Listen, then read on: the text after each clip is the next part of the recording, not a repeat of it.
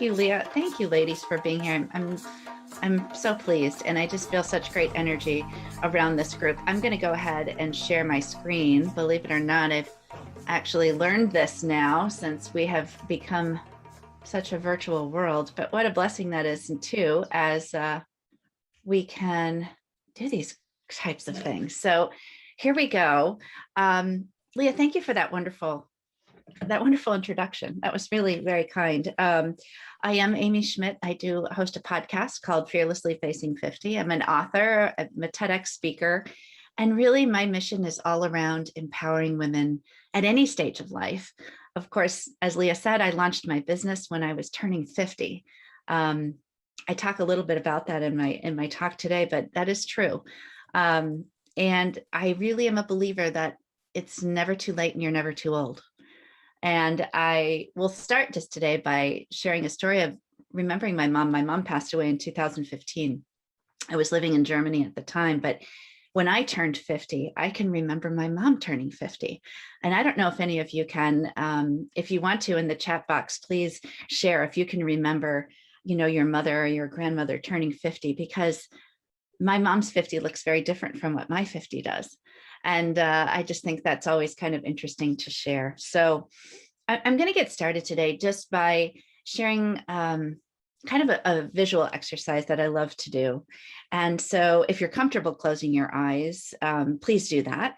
And I just want you to take yourself back to when you were young, when maybe, let's just pick 10 years old. And it's a real hot summer day. And on that day, you've decided to go to the pool. And you said, you know what, I'm going to go swimming and I'm going to meet my friends there. And you have that fearless exhilaration when you're young and you can't wait to get there and you're kicking off your flip-flops before you even get in the gate. And you immediately run over to that diving board. And for me, I can remember there was a low dive and a high dive. And I always wanted to go to the high dive, even though I didn't like heights, because all my friends were doing it. So I would get over there and wait for the lifeguard to say it's your turn. And I would run up that ladder. And I don't know if any of you can remember doing that, but running up to the very top and without any hesitation, going to the end and jumping off. And like Leah had referenced in that opening, cannonballing off, making that impressive splash and coming up and having everybody look and say, oh, look at that. Look what Amy did. Look at that. And I wanted to do it again and again. And now I want you to bring your mind to where you are today, wherever that is in your journey, your story, because we are all uniquely ourselves. We have our own stories and journeys. But I want you to think about a hot summer day and how you would approach it now. Would you run over to that high dive and would you jump like you did when you had that fearless exhilaration when you were 10? Or are there things holding you back? And I think for women, a lot of times, we get held back and we can't cannonball with confidence like we used to. We might say, oh, you know what? I'm just going to do it next year because I'll be 10 pounds slimmer and I'll be in better shape. So I'm just going to put it off for a year. Or maybe you think, and certainly I call myself a recovering perfectionist, I have to be honest. You say, oh, but I can't do it. I'm not wearing the right swimsuit. Or what if somebody sees me? Or what if I have to get out at the ladder? And you just don't do it. You get stuck in fear. And as we become older, it's common to lose some of our confidence. I feel that confidence ebbs and flows over time. When you think about as we age, our bodies change, whether you're in your 30s, your 40s, your 60s, and beyond. Your relationships change. You face life-altering events like loss of loved ones, health issues, or retirement. And it's easy to start believing that we can't do the things we used to do. So when you look back and you think about that, we've had all of these decades of service. As women, think of the things that we've done as daughters or as possibly mothers or sisters. And it's a time that it's so easy when we get stuck in fear, when we can't make it to the top of that diving board, to just resign and say, I'm not going to do it. You know what? I can't do it anymore. But I want to shift that mindset. And I hopefully will empower you today to have these 3 words in your mind, which are do not resign. but rather it's a time in our life to explore and rediscover and reinvent. And you might say, well, how do we do that? How do we do those things when we get stuck in fear or we're afraid to step outside of our comfort zone? I love this slide because I see that little girl and you look at it and you think, remember her? Remember that person that jumped off that diving board with that fearless exhilaration? But she's still there. She's still there, waiting to let go.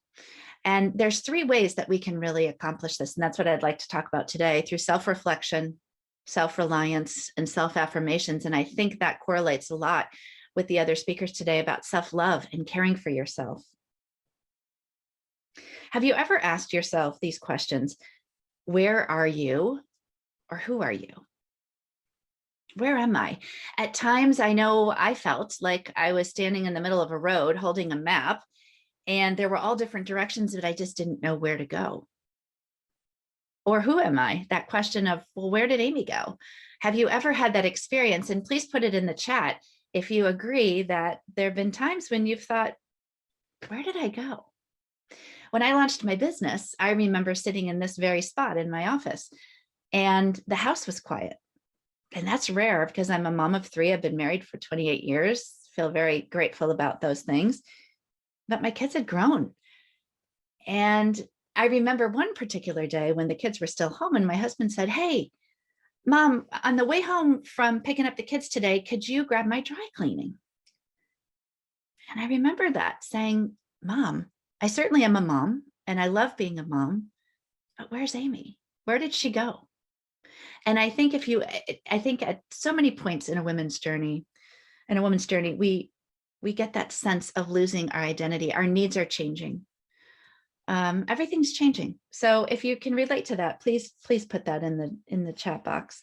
What are we going to do in our life to challenge us looking forward? At this time in history, we look back at the last of 2020 and partially 2020-21 here, where there's been a lot of uncertainty. There's been almost a fog where you look ahead, but you can't quite see what's ahead.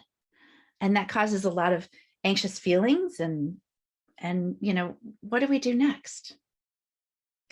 It's also one of those times when, as women, I have many friends that may have decided to go back to work. Their kids might be grown, or it might be a different time in their life where they want to challenge themselves. And I talk about this with self-reflection because I recently had a friend of mine, who is in her late 40s. She was laid off from a position. She'd been at the company for a long time, and she knew she still had to work. They relied on her income, and she didn't quite know where to start. But she knew she had to. She put her resume together.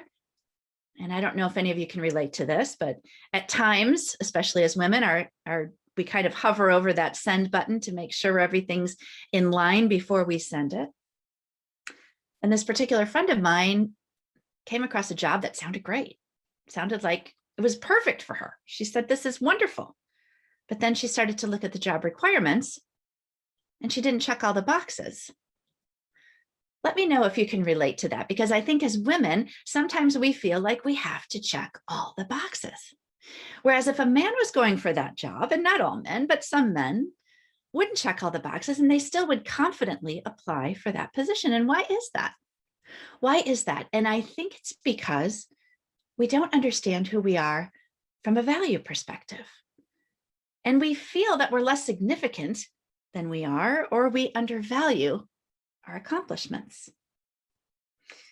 Finding out who we are from a value perspective is really participating in self-reflection. And when my friend sat down and thought, well, you know what? I did manage that budget of $1 million, or I did lead that team of 3 other women. I did lead. I do check those boxes, but we tend to undervalue what we do.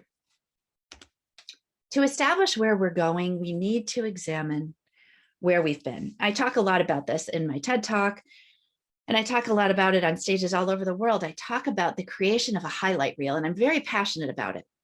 I believe so much in living forward because that's what we want to do, that momentum going forward. But at times, as women, we need to sit back and savor the moments that we have accomplished and what we've done. As a mom, as a wife, as a sister, as a daughter, those stories. We're the keeper of our stories. We are the historians of our lives. And when you actually sit back and take the time, which I know women will say, oh, I don't have time to do that, but we really do. That's a part of self-care and self-love, to take that time to sit back and say, wow, I did do that. Oh, remember when I did that? And that is creating your highlight reel. And I know it's difficult for women sometimes to self-reflect, but when you really put that list together and you look at what you've accomplished, it's so empowering, and that can drive you forward. Creating your highlight reel. Self-reliance. Be brave and trust your instincts. I let go of your safety net. I think that's a big thing for women, and I feel strongly about it. This is me actually standing on the top of a enormous mountain. We were hiking in the Dolomites. We lived in Europe for a long time. We were expats and lived in Germany. And one of the things we were able to do every year was travel. And I still look back at those experiences and pinch myself. We were very fortunate. And one trip we did, all of the rest of my family, my 3 kids and my husband, and the rest of the friends we were traveling with all ski. And they don't just ski. I mean, they really ski. And I knew there was a day when I was tired and I couldn't really keep up. And I knew I was holding them back. And I needed to trust my instincts that day. And I needed to be brave and say, you know what? I'm going to do something different. You guys go and enjoy yourself. And I think they all were saying, yay, because they knew then they could go ski those black diamonds and not feel a bit, waiting for me and me holding them up. And I just said, I'm going to experience something new. So I went on a snowshoeing trek, which I had never done. I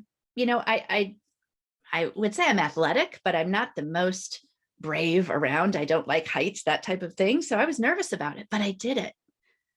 And that was relying on my instincts and being brave and allowing myself to realize that I didn't have to do what everybody else was doing, that I could create my own path, that I could do something for me and really feel empowered.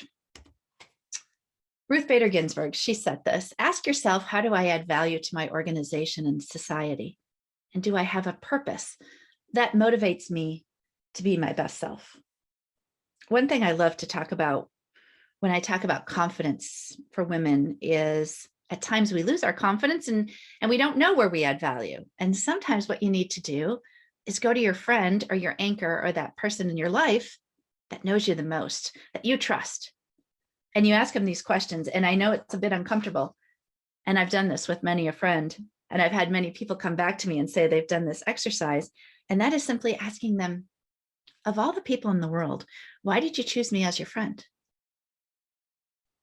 And they sit back and, immediately it's, oh, Amy, because of this, or no, really think about what they're telling you and really absorb and be a listener. And from that feeds you in a way that you're adding value. And so many times we underestimate where we add value.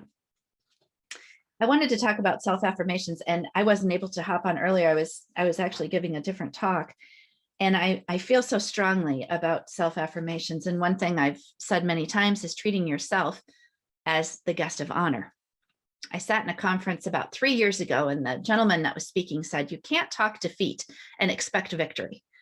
I love that. I wrote it down. I have it in my office. You can't talk defeat and expect victory. The power of self-affirmations. I put Muhammad Ali up here because he actually said, I am the greatest. And he said that before he even knew he was. I mean, that's pretty crazy when you think about it. I am the greatest. He believed in himself. And I think so many times we lose that confidence because we don't take time to really affirm who we are. My challenge to you today, and if you would put one in the chat box, it would be wonderful if you feel comfortable doing that. I'd like to come up with a few affirmation statements that talk about, I'm confident, or I am strong, I am beautiful, I am passionate, and write them down and put them in your handbag or on your mirror in your bathroom and reflect on those, because those are power statements and those drive you forward. And that power of self-love is just so important. So if you have a feeling of putting one down, please share, because as women, we are such a force, and we have to realize that we have to use these affirmation statements. I am brave. Confidence ebbs and flows, and it takes time to develop. Lady Gaga sings that song, I'm Born This Way. I don't know if that's true with confidence. I know many women have come up to me and said, but you seem so confident, Amy. Have you always been that way? I think I always had confidence, but I think that it does change and evolve over time.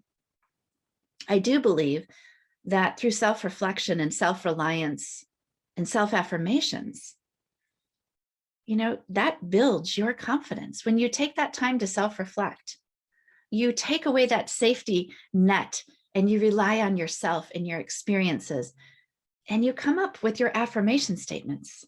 That drives you forward. It's time to explore, reinvent, rediscover.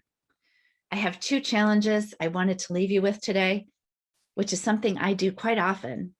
And it's just simply writing down 5 things I love about myself. What makes you wonderfully you?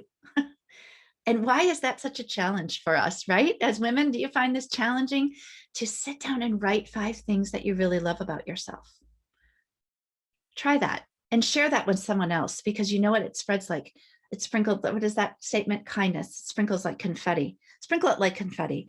When you ask someone else to say, write down 5 things you love about yourself. Oh, it's the best feeling. And also 5 things that you're grateful for. The small stuff is just as important as the big stuff. It truly is. Those are 2 things I really love to do. And I challenge you to think about those things as well. And your highlight reel, really going back and thinking about all that you've accomplished in your journey this far.